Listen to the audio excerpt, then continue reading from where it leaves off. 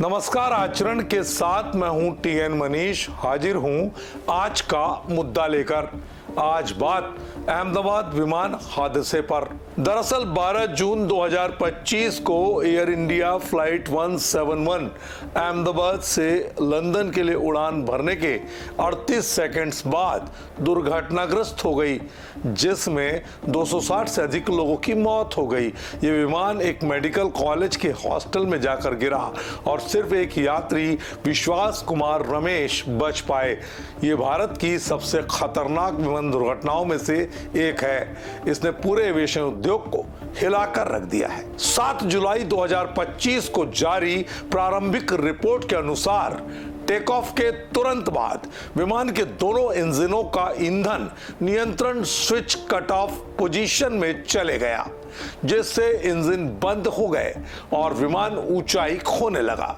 Cockpit voice recording में पायलटों के बीच भ्रम स्पष्ट है। जहां एक पायलट ने पूछा क्यों उसने कट ऑफ किया, तो दूसरे पायलट ने कहा उसने ऐसा नहीं किया। हालांकि यह स्पष्ट नहीं है कि किसने क्या कहा। विमान का सुरक्षा रिकॉर्ड साफ था, पायलटों को पर्याप्त आराम था, साथ ही मौसम भी साफ था, जो इस दुर्घटना को और भी रहस्यमय बनाता है। इस हादसे से कई सवाल सुलग रहे हैं, जैसे ईंधन स्विच कट ऑफ पोजीशन में क्यों चले गए?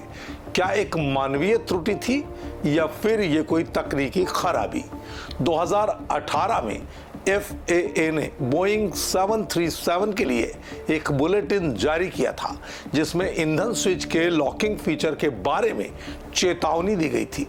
क्या एयर इंडिया ने अपने 787 विमानों पर ये इंस्पेक्शन किए थे? रैम एयर टरबाइन का तैनात होना क्या दर्शाता है, जो पूरी बिजली विफलता का संकेत देता है? क्या पायलटों की भूमिका पर सवाल उठना जायज है, खासकर जब उनके अनुभव को देखते हुए जानबूझकर या गलती से स्विच बदलना असंभव सा लगता है? अंतर्राष्ट्रीय पायलट संगठन ने चेतावनी दी है कि जल्दबाजी में नतीजे निकालना गलत है, लेकिन नियमों के अनुसार 30 दिनों के भीतर रिपोर्ट जारी करना जरूरी था, जो विवाद को और हवा दे रहा है। इस विस्तृत सर्वेक्षण में हम एयर इंडिया फ्लाइट AI 171 की दुर्घटना और उसकी जांच से जुड़े सभी पहलुओं पर गहराई से आपको बताएंगे, जिसमें ताजा अपडेट, विशेषज्ञों की राय और विवादित बिंदु भी शामिल है। 12 जून 2025 को एयर इंडिया फ्लाइट 171 जो अहमदाबाद से लंदन के लिए उड़ान भर रही थी, टेक ऑफ के 38 सेकंड के भीतर ही दुर्घटनाग्रस्त हो गई। ये बोइंग 7878 ड्रीम लाइनर, जिसमें 230 यात्री और 12 क्रू मेंबर थे, अहमदाबाद के सरदार वल्लभ भाई पटेल अंतर्राष्ट्रीय हवाई अड्डे से 13:39 दोपहर पर उड़ान भर रही थी और दुर्घटना के समय विमान ने एक मेडिकल कॉलेज के हॉस्टल में टकराकर भारी तबाही मचवा दी। इस हादसे में 241 लोग और जमीन पर 19 लोगों की मौत हुई। 260 से अधिक की मौतें हो गई, जबकि एक यात्री 40 साल के ब्रिटिश नागरिक विश्वास कुमार रमेश बच गए, जो आपातकालीन निकास के पास सीट 11A पर बैठे थे।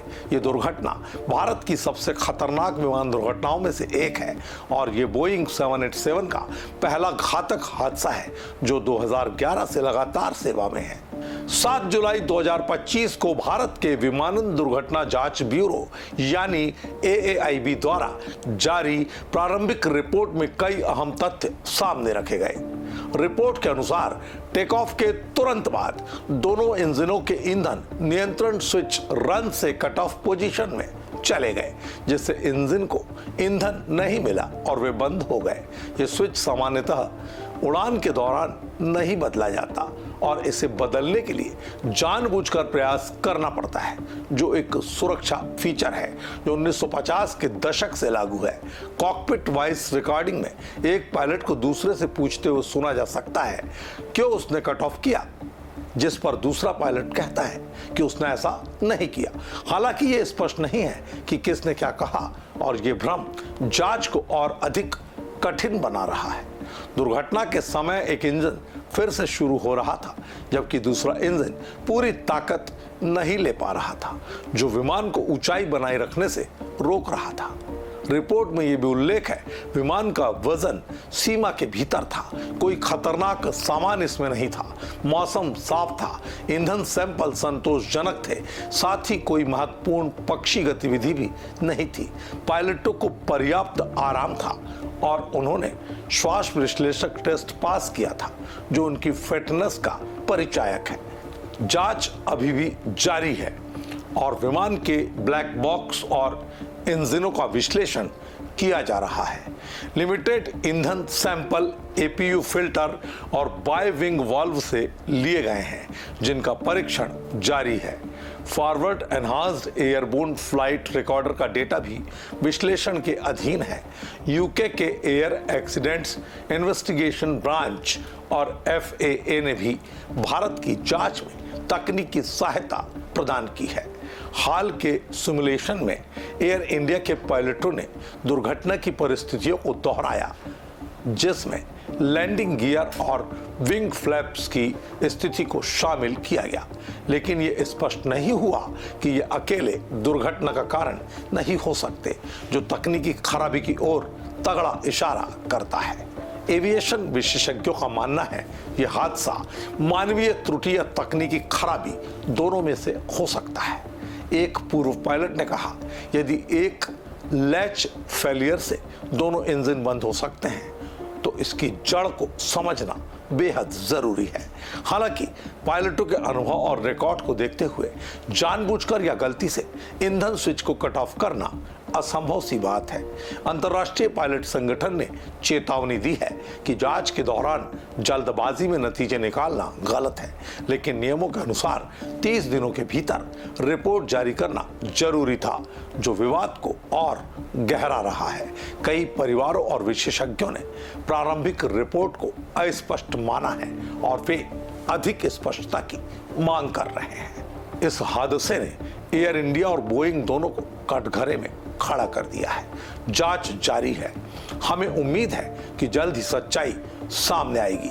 यह न केवल पीड़ितों के परिवारों के लिए बल्कि पूरी एविएशन उद्योग के लिए एक तगड़ा सबक होगा, ताकि भविष्य में ऐसी त्रासदियों की पुनरावृत्ति या दोहराव ना हो सके और इन्हें होने से पहले रोका जा सके। आज के मुद्दे के बारे में आपकी क्या राय है, हमें कमेंट बॉक्स पर अवश्य बताइएगा। आज के मुद्दे में इतना ही। मुझे दीजिए इजाजत। आप देखते रहिए आचरण न्यूज। नमस्कार। देश दुनिया की सभी खबरें देखने के लिए जुड़े रहिए आचरण न्यूज से। आचरण न्यूज, हर कदम आपके साथ।